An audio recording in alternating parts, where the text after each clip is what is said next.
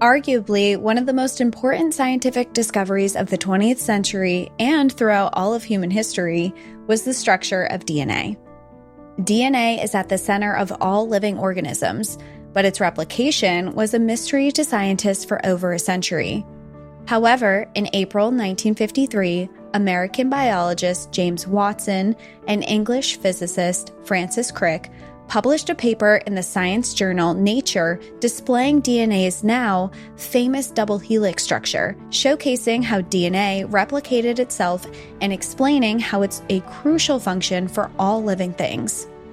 In that same publication, a woman named Rosalind Franklin published the same findings, which the scientific community chose to see as proof of Watson and Crick's groundbreaking discovery. 2 years earlier, in 1951, Rosalind had been working at King's College using an X-ray machine to study DNA. At the time, women were the outcasts of the scientific circles, which had been a boys' club for centuries. She often worked alone or isolated. Even her colleague, Maurice Wilkins, assumed she was hired as his assistant. In 1952, using the X-ray machine, Rosalind obtained Photo 51, the most famous X-ray image of DNA. Since the calculations required to determine the specific location of each atom in the X-ray would take her approximately 1 year, Rosalind got hard to work. But while she did so, her adversarial lab mate, Maurice Wilkins, showed the photo to two of his contemporaries, James Watson and Francis Crick. Rosalind's discovery inspired Watson and Crick's alleged breakthrough, and they all came to the same conclusion at the same time. But only the two men and Maurice Wilkins were awarded the Nobel Prize a decade later and given the credit for the groundbreaking discovery that is DNA structure. Rosalind Franklin passed away of cancer in 1958 and never knew that her work and her legacy was stolen from her. This is Watch Her Cook. Hello, everyone. I'm Cassie. And I'm Danielle. Welcome back to Watch Her Cook, a podcast dedicated to sharing the incredible lives of women who have taken their power back throughout history. And although we are not talking about Rosalind Franklin's story of how her discoveries were stolen from her, which maybe one day we'll get more in depth in, today we're going to talk about another woman whose discoveries were, the credit was given to people that it did not belong to. Yeah, credit was snatched. Let's just say it plainly. It was stolen, snatched, and blatantly given to other people. Yes. In her full view. With Rosalind, she didn't know that her legacy was stolen from her. And with the story we're discussing today, she was fully aware of what was happening. Yeah, which makes it even more frustrating. But today we are going to be talking about a woman named Mary Anning. And I discovered her story while, of all things, as I tend to do, reading. So I was actually gifted this book by a listener of National Park After Dark because the listener thought that I would enjoy it, and she was very right on the money. And it's called Dinosaurs at the Dinner Party: How an Eccentric Group of Victorians Discovered Prehistoric Creatures and Accidentally Upended the World by Edward Dolnick. And the cover, you can't see it. I mean, you can see it because we're on video. The cover really would have gotten me if I was the one to see this on the shelf. But anyway, I was reading it, and within the first couple chapters, it really opens the doors to Mary's story. And there was a couple of paragraphs in particular that I actually marked and highlighted and was like, oh, I'm going to just pause this for a second and put this on our Watch Her Cook list because number one, I love dinosaurs, so I'm always kind of like trying to segue into discussing them, but also because this is just the classic kind of theme of story that we tend to discuss on this show about just women not being given the full credit that they are due or the full recognition of their accomplishments within their lifetimes. It's just such a theme that we see repeated, and it's the same in this story. Yes, it certainly is. And I think that it's funny how you say it's a theme. And I feel like it's specifically a Watch Her Cook theme that we're like, wait a second, everything you've learned, turn it around because it was a woman. Yeah, let's look a little deeper into this and like peek behind the names of men and see who else has been standing there this whole time. And this is one of those stories. So Mary Anning was an English paleontologist who is now credited for discovering many prehistoric marine reptiles along England's Jurassic Coast.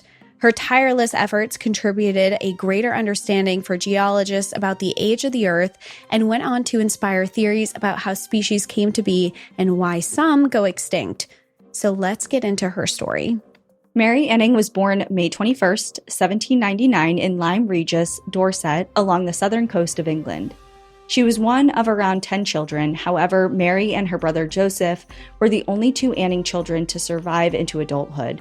In fact, Mary's survival was believed to have been divine intervention, as she had a brush with death at a very young age. When she was 15 months old, Mary was being held by a family nurse who was watching an equestrian show with two other women. During the show, a rainstorm swept in, prompting them to take shelter under a large tree.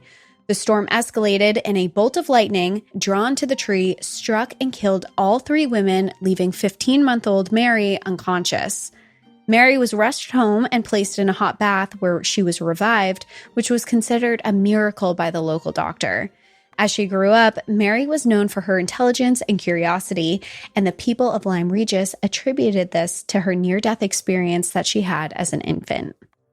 When Mary was a child, Britain was in the throes of the Napoleonic Wars against France. As a result, the government enforced an income tax on all residents to fund the fight, and many of the lower-class citizens were forced to find a secondary means of income. The war also caused food shortages, leaving many families hungry. The Anning family was situated on the sea and neighbored the Blue Lias, a stretch of fossil-rich limestone and shale that curved along the Jurassic Coast. The cliffs around Lyme were a hot spot for fossil finding, particularly after storms and landslides.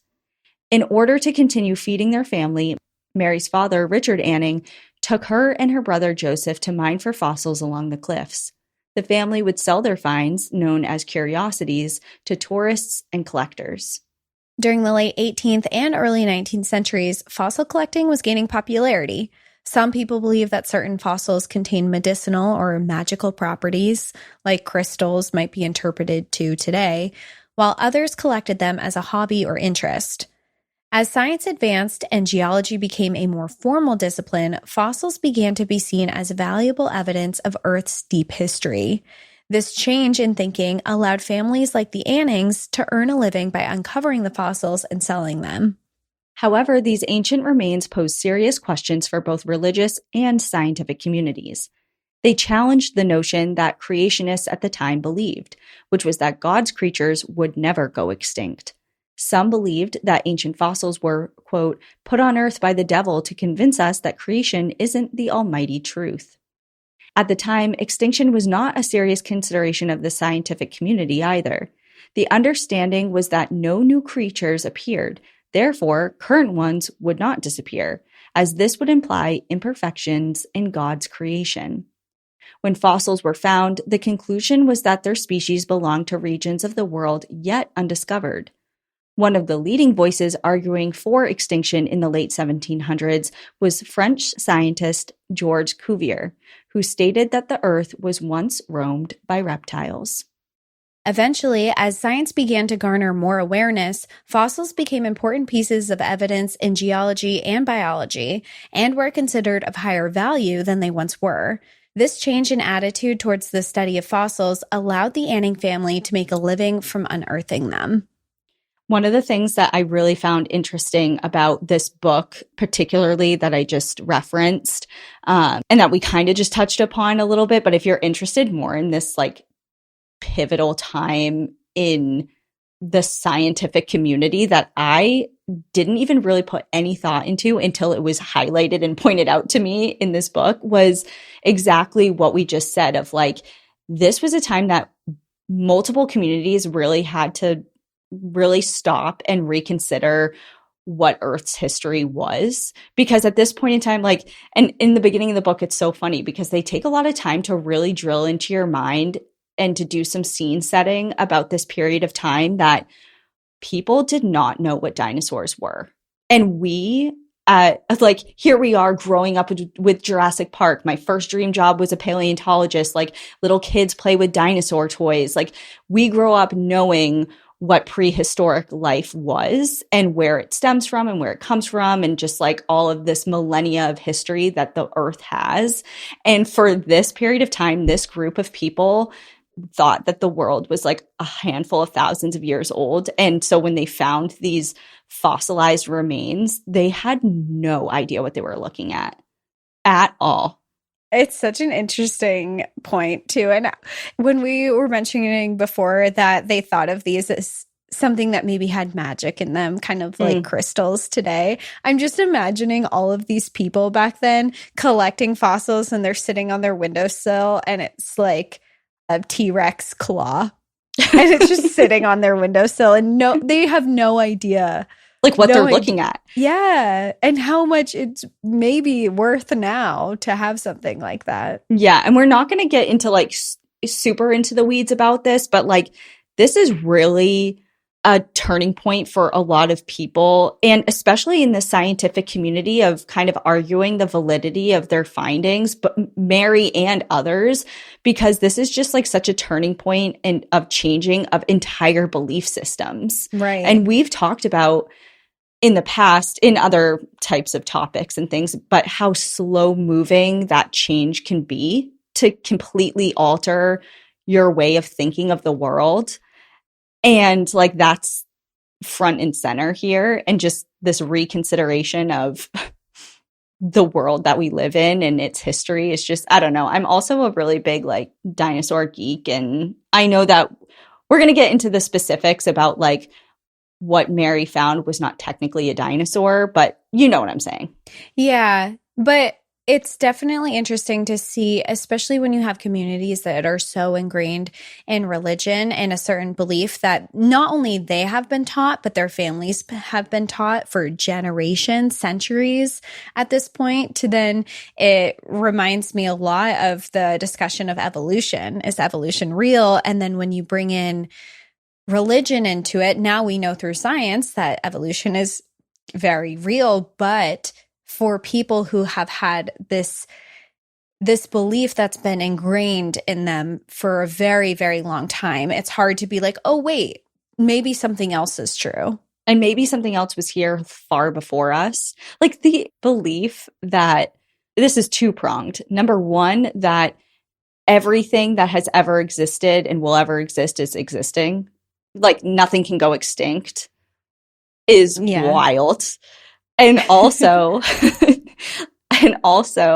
that the things that we're finding must be because it's just a part of the world that we haven't discovered yet, which is also crazy to think about. Like what? So what you're finding, these like giant fossilized creatures you think are from a place of the world that we just haven't tapped into yet. It's just a time we haven't tapped into yet. Right. Okay. Well, going back to Mary. Growing up, her home was situated near England's coast, and it regularly experienced flooding from seawater. It's alleged that sometimes the water would come so far into the home that the family would have to retreat to the second floor to avoid drowning. This rush of water also eroded the cliffs, revealing many of the fossils that her father would sell. The location of their home was ideal for fossil hunting, but it was also dangerous. Mary and her family would have to scale the cliffs at low tide since they would be covered by seawater when the tide came in. One day, while searching for fossils, Richard fell from the cliffs, sustaining several injuries, including broken bones. He was diagnosed with tuberculosis soon after and passed away at the age of 44, leaving his family in an even more dire financial situation than before. Just to backtrack slightly for what you just mentioned, it is crazy that they lived in a home that flooded that extensively all the time. And it's like, oh, well, it's high tide. I know. Got to get up higher ground. Yeah. But at the same time, they're also potentially sitting on a money mine. So where do you go when it's like kind of worth it? You figured it out. Well, that and like they had clearly a lot of financial restraints that they couldn't just up and move. But it's just incredible to think that okay, everyone, to the second floor. And the fact that this is totally a different conversation, but I'm just envisioning their house didn't even collapse and fall off the cliff. They're just living in it, even though this is happening pretty often. Well, after Richard's death, Molly Anning, Mary's mother, took over the fossil selling business and left Mary and Joseph to be excavators, putting the weight of the family's business on their shoulders. Around the age of 8 years old, Mary was already independently exploring and helping excavate fossils from the Blue Lias. In 1811, while digging in the cliffs, Joseph discovered something unexpected. Before him was the 4-foot-long skull of an unidentifiable creature. Baffled by the skull's long nose, Joseph assumed he had uncovered a crocodile, but was unable to locate the rest of the skeleton.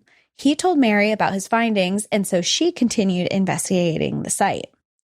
Over the course of several months, Mary painstakingly uncovered the full 17-foot skeleton, a creature that was clearly not a crocodile.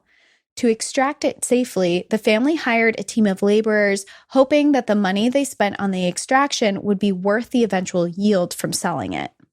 This unknown skeleton brought the attention of several fossil collectors.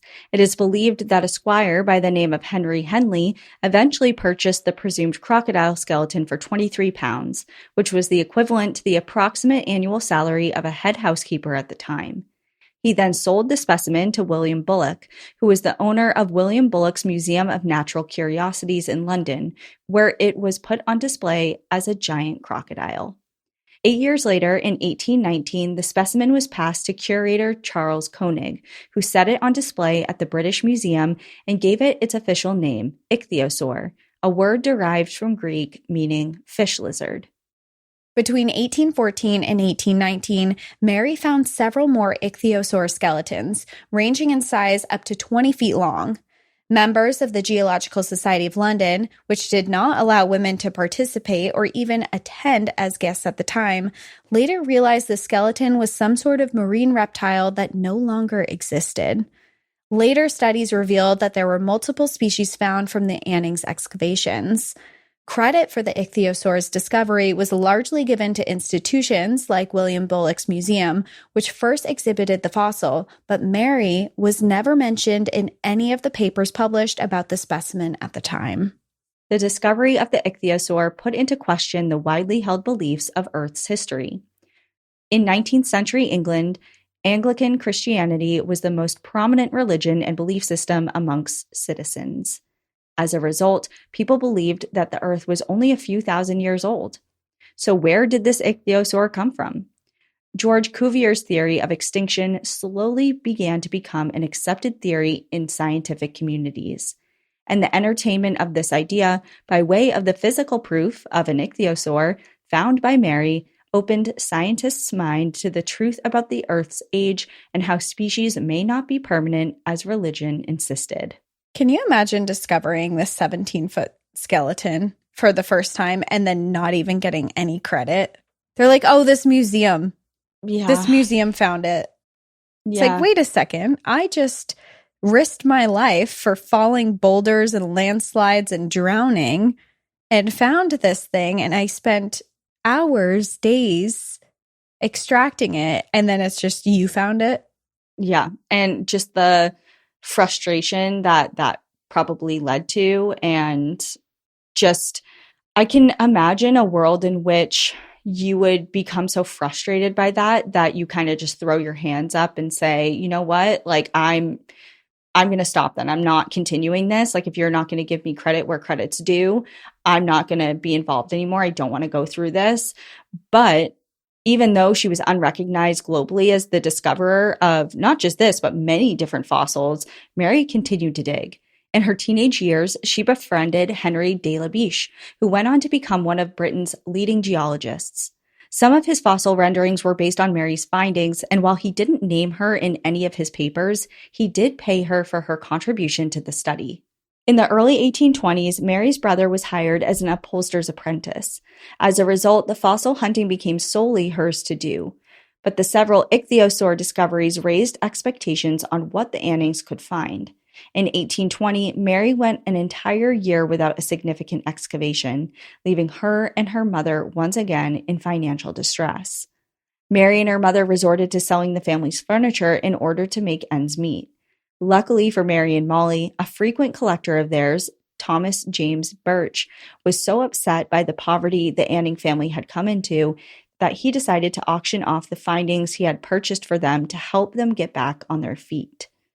He raised a total of £400, securing them financially and elevating their reputation with an international community of fossil collectors.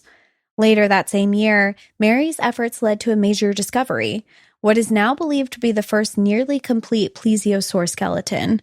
While she wasn't credited in the initial scientific publications describing the find, the fossil's location, and the fact that it was sold through her makes it widely accepted today that Mary was indeed the discoverer.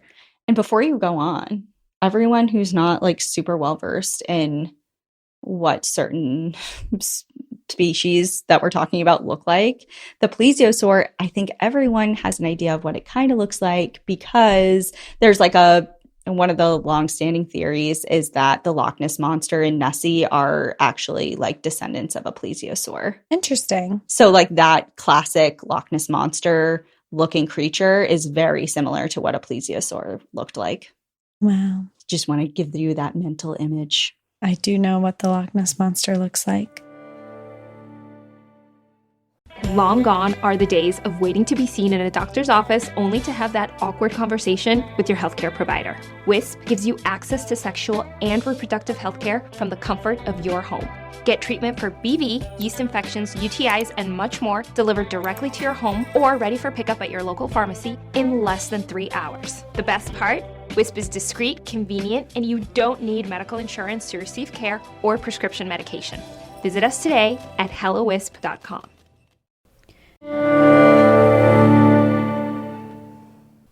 Do you think you have to spend big bucks or hours in the kitchen to make a good meal at home? Think again. I've been using EveryPlate, and let me tell you, this is one of the easiest ways to get restaurant-level meals at home without the stress of the price tag. EveryPlate meals are packed with flavor, and the portions are super generous. I've been absolutely loving how easy and delicious their vegetarian recipes are, like their spicy chickpea stew and cheesy Mexican street corn hash. It's flavorful, satisfying, and totally fresh.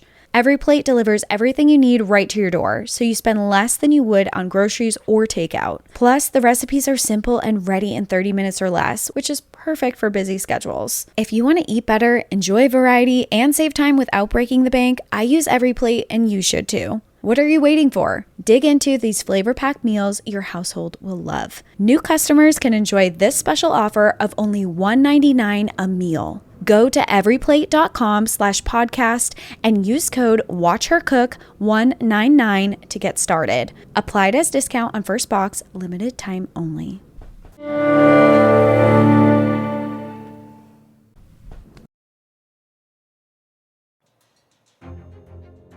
This discovery didn't go unchallenged. George Cuvier accused Mary of fraud, suggesting the fossil was a fabricated composite of different creatures. The Geological Society of London convened a special meeting to examine the specimen. After review, Cuvier formally retracted his accusation and acknowledged the fossil's authenticity. First of all, the audacity. It's like, you think I just grabbed a bunch of random fossils and created my own species of something? That already we have no idea what these things are? She must be lying. She must be lying. She's a girl. She can't. And fossils. She's a young girl. She's a young woman at this time. That's true. There's also that, I think, like a lot of times when you have in mind scientists or especially paleontologists of any kind, just kind of like the default image we have in our mind is someone that's quite a bit older and a man. But yeah, she's super young. I mean, she started when she was a child looking 8 years old. Things. And, you know, now she's like, what, in her late teens, early 20s? Yeah, so people are questioning her significantly, but you would almost think that that would give her more credibility. The fact that how would such a young person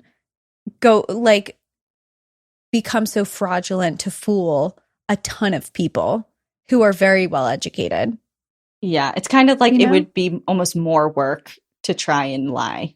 Total more work. You know how much? I don't know what it would take to compile fossils that would look like a make-believe creature, but I imagine it would be a lot harder than finding an actual fossil of something that existed. Yeah, for sure.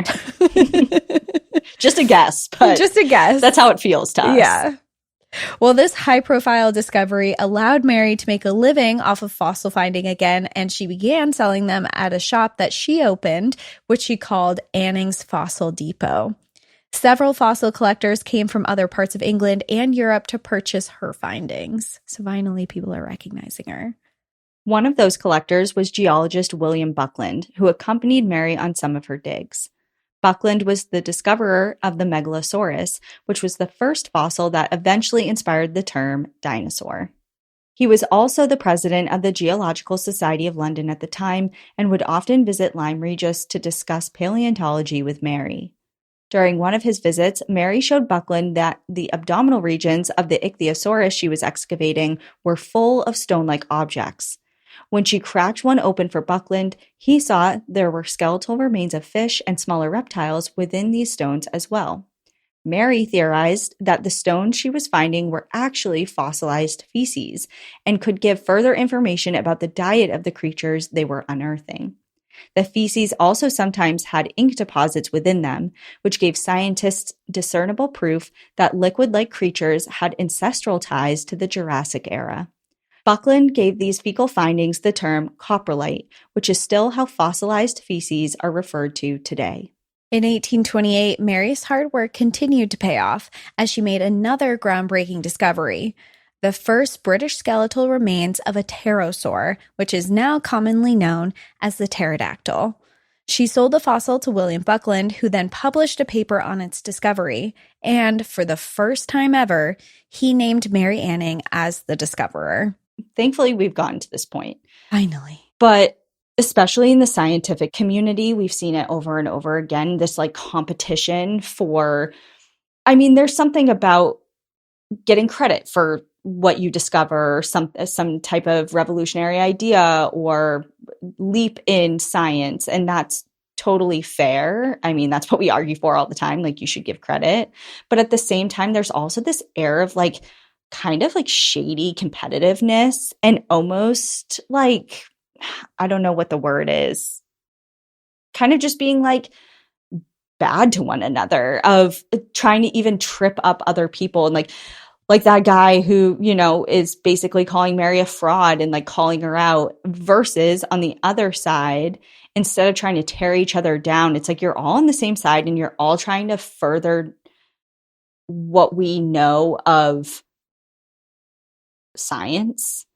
And it's like, what's that term? A rising tide lifts all boats. Mm-hmm. It's like, we're all trying to do the same thing. So why don't we just come together and work together? But over and over again, it's always kind of like you're pitted against each other a little bit. Yeah, it feels like everyone's trying to solidify their name in history. At the end of the day, once they are gone and dead, they want their name to be mentioned. Yeah. And I feel like that might be a contributing factor to why everyone's trying to take credit and push other people out, which is kind of comical when you think about it, because they're trying to push Mary Anning out. And now we see her name in history too. Yeah, it's like, I know her name over these other people. William Buckland. No, but it was Cuvier or whatever. That was and like Cuvier, yeah. Yeah, it's like, I only know you because you were being a dick. So yeah, that's what you went down in history for. Are you happy? Well, with more eyes on her business, Mary continued to use fossil sales as a primary source of income. The more expensive fossils, which would be full vertebrate skeletons, were incredibly rare and very difficult to mine. Mary often worked on the cliffs during low tide, digging to reveal these fossils, narrowly dodging debris that would fall from above and carefully extracting them from the limestone before the tide came back to cover the cliffs, flooding her path completely. She wasn't always so lucky, as one of the excavations caught her in a landslide that she narrowly escaped, though unfortunately killed her pet terrier, Trey. For the second time in her life, Mary Anning, the woman who devoted her life to uncovering skeletons, avoided death by a hair. Since her family was Congregationalist, a sect of Christianity that deemed each church had its own independent governance, Mary was afforded the opportunity to attend Sunday school as a child and was taught how to read and write, uncommon for girls in England at her time. This advantage allowed Mary to research the specimen she was discovering. She read any scientific literature she could obtain and often hand-copied papers and findings of others to keep for her records. She even dissected modern animals, such as cuttlefish and rays, to get a better sense of their anatomy. Doing so allowed her to better identify the skeletal remains she was finding by linking their ancestry to the remains of animals she had seen the anatomy of. It also gave her the knowledge to hold her own in discussions with fossil purchasers who would incorrectly classify her findings. I love that. She could be like, no, actually, you're wrong. In the diary of Lady Harriet Sylvester, widow to a former criminal judge in London, there is a passage that describes Mary, where she writes, quote, "The extraordinary thing in this young woman is that she has made herself so thoroughly acquainted with the science that the moment she finds any bones, she knows to what tribe they belong. It is certainly a wonderful instance of divine favor that this poor, ignorant girl should be so blessed, for by reading and application she has arrived to the degree of knowledge as to be in the habit of writing and talking with professors and other clever men on the subject, and they all acknowledge that she understands more of the science than anyone else in this kingdom." TLDR, translation, good on her. She knows better than anybody else. And the power of education, the fact that she is able to stand there and have these discussions and know all of this is because they offered her the opportunity to be able to read, which, as we learned earlier, was not common for women in this time. So I think to that, and I think of the struggles today in certain societies where women are still not being educated properly. And it just shows the power of education. Learn to read, become interested, to have these opportunities opens doors to your own passions. And that was just such a beautiful description of the extraordinary thing is this woman who came from nothing was offered the education to read and learn, and she flourished. And she became the smartest one. She took that and ran. It there's an element of being self-taught here. Like she didn't go to any fancy college or higher formal education like so many of her now peers are, like within this community that she's vying for a seat at the table. She was given a grain of education, and she said, okay, I'm going to take what I got and I'm going to learn the most I can. In 1829, Mary discovered the fossil of a species later named the squalaraja, an extinct marine creature with traits resembling both sharks and rays. While not one of her most famous finds, it played a role in advancing scientific understanding of the diversity and relationships among cartilaginous fish. The specimen contributed to early discussions about species variation and extinction, topics that would become central to biology with the publication of Charles Darwin's On the Origin of Species in 1859. I can't help but think about this whole story and wonder if if all of this would have been different if it had been Mary's brother who discovered all of this instead of her. I think it would have been, I think there still would have been this element of like, where are these things coming from? Of course, because we talked at length, of course, about like the changing in beliefs and like kind of altering what we understand. But I think it would have been expedited. The acceptance of this would have been expedited. He would be at balls drinking fancy drinks with established paleontologists discovering his findings. Yeah, I think it would have been a lot more celebrated. Yeah. And the whole process would have done, God, is that English? What am I speaking? What's going on? Where are we? I'm not sure. We're somewhere in the 1830s in London.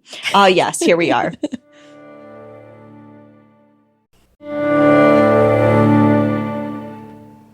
When it comes to grocery shopping and meal planning, I kept hitting this wall. I wanted to eat cleaner, more balanced meals, but I never had the time to plan everything out, let alone shop for it all. I'd end up ordering takeout or eating the same 3 things on repeat. That all changed when I found Hungry Root. It's like having a personal shopper and nutritionist rolled into one. Hungry Root learns your food preferences and health goals.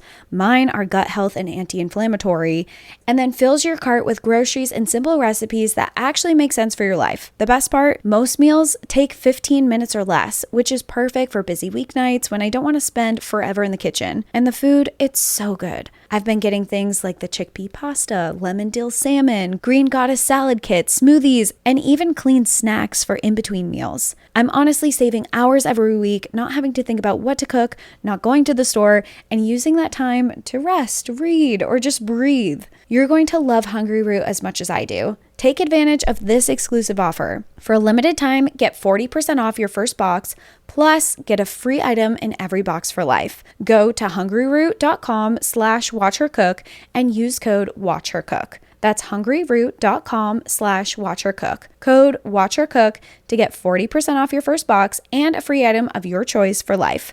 hungryroot.com/watchhercook. Code watchhercook.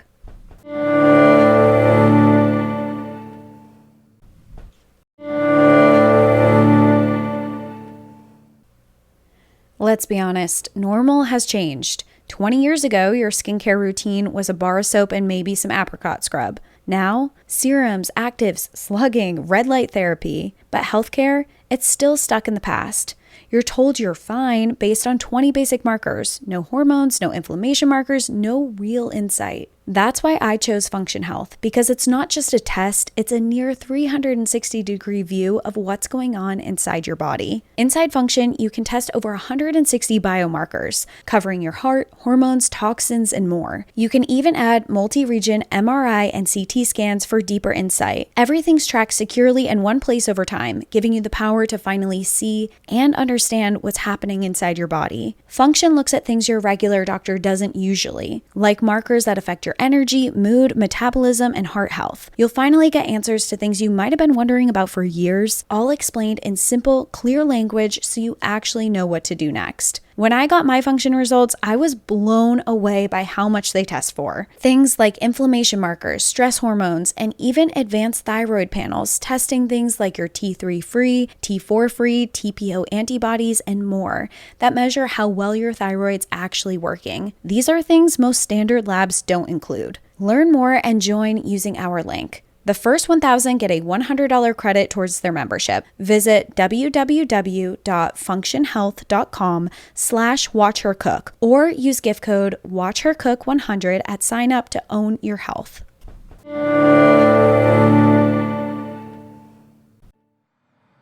Despite being the first to unearth several unique prehistoric species, including marine reptiles, Mary still spent the later years of her life struggling financially. In 1838, the British Association for the Advancement of Science was eventually convinced to give her an annual pension of £25 in recognition of the work that she had contributed to geology. This pension ensured she could at least purchase food for herself as her excavations became less fruitful. At the age of 41, Mary was diagnosed with breast cancer. News of her illness made its way to the Geological Society, and with further convincing from her friend Henry de la Beach, they agreed to use funding to help pay for her treatment.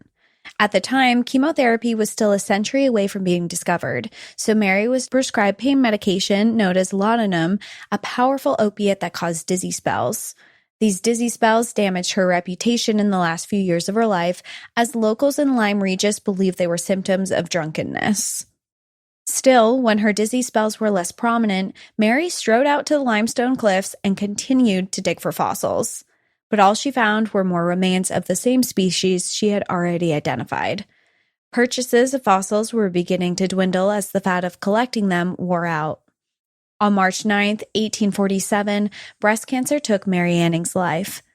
Though the Geological Society of London had excluded women throughout her life, they broke with tradition by delivering a posthumous eulogy in her honor, acknowledging her immense contributions to science. She was buried at the St. Michael's, a local church in Dorset, where a stained glass window was created, depicting Mary enacting the 6 acts of mercy, with an inscription below that reads, quote, "This window is sacred to the memory of Mary Anning of this parish, who died the 9th of March, A.D. 1847, and is erected by the vicar and some members of this Geological Society of London in commemoration of her usefulness in furthering the science of geology, as also of her benevolence of heart and integrity of life." Despite this recognition, the Geological Society did not admit women as members until the early 1900s, nearly 6 decades after Mary Anning's death. Today, the Geological Society of London displays a pastel portrait of Mary Anning in their front reception hall. The Lyme Regis Museum stands on the site of her former home and fossil shop. The Natural History Museum in London showcases many of her fossils discoveries, clearly labeled with her name, in their marine reptile fossil gallery. You might not even realize you've been referring to Mary when reciting the tongue twister, "She sells seashells by the seashore."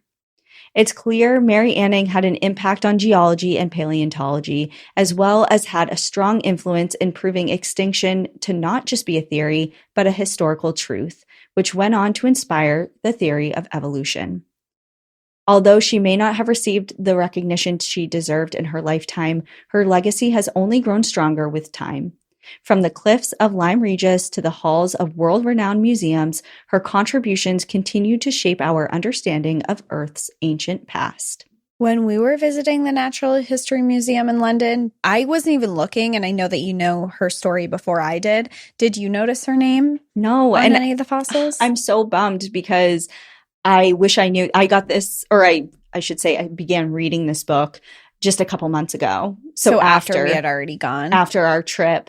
And it's just like, that just proves the story, like the whole point of why we want to share stories like Mary's and honestly, every other story we've ever told, whether it be on Watch Her Cook or on National Park After Dark. Like, when you know more, you have more respect and understanding of either, and appreciation, and you might just find yourself in more awe of either places you visit, physical locations, memorials, or just somebody's name underneath a specimen at a museum. Like, you just have such I a know deeper her.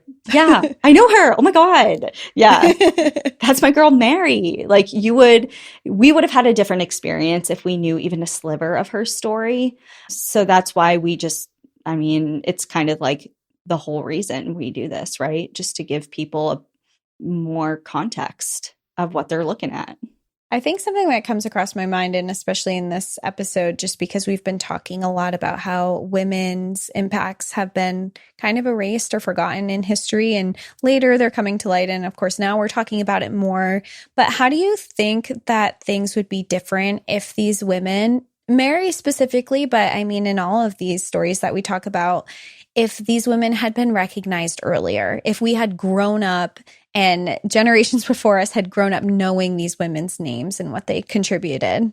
It's a pretty deep question, but my first initial thought is that we would be in a different position today as far as what we're fighting for in regards to women's rights, because I think that if just as a society we took the strides to recognize women for all that they are way before it actually happened, we would just be so much further along. We'd be a more empathetic society. And I think that we would just recognize people and celebrate people for everything that they are and everything they've accomplished, regardless of what they look gender. like. Yeah. And even what they look like. I don't know. I just feel like we would be a lot better off. Yeah, when I think about it, my first thought goes back to an episode that I recently covered on National Park After Dark, and it was of the river ladies of the Grand Canyon. And in the opening of that episode, I reflected on an old study that was done, and it was, what does a scientist look like? And in this study, they asked a bunch of children, they said, draw what a scientist looks like. And I forget the exact numbers, but it was like 96% of them drew the same thing. And it was of a man in glasses and a lab coat. And I just think back and reflect to that study in particular. And if we had been learning about women like Mary our whole lives, maybe that study would have had a way different outcome. Maybe, and now we're seeing it more and more because these stories are coming to light, that has shifted, and there is a much larger percent of people, when asked that question, they draw a woman scientist. But I think to it, and I think that more TV shows, more books, more education would show women more than what and we're shifting. We are in a shift where we are seeing it more, but I just think studies like that might have had a totally different outcome. Definitely. Well, thank you everyone for tuning in to Watch Her Cook. If you're looking to dive a little deeper into Mary Anning's story, we've dropped some sources for you in the description. Let us know what incredible women's stories you'd like to hear next. And a big shout out to Sick Bird Productions, who produces our podcast and helps bring these stories to life. Don't forget to follow us on Instagram at Watch Her Cook Podcast. Leave a review and subscribe for more inspiring stories. Just a reminder, empowered women empower the world. Now let's go cook. See you next Wednesday. Life is a workout, and Smoothie King is here to help you power through. Whether you're grinding out bicep curls or muscling the couch across the living room, crushing morning miles, or sprinting through back-to-back meetings, Smoothie King has fuel to help you maximize your workouts, own your recovery, and elevate your game. Give your body the energy, protein, and power it needs with a lineup of delicious smoothies made to help you conquer your goals. Only at Smoothie King.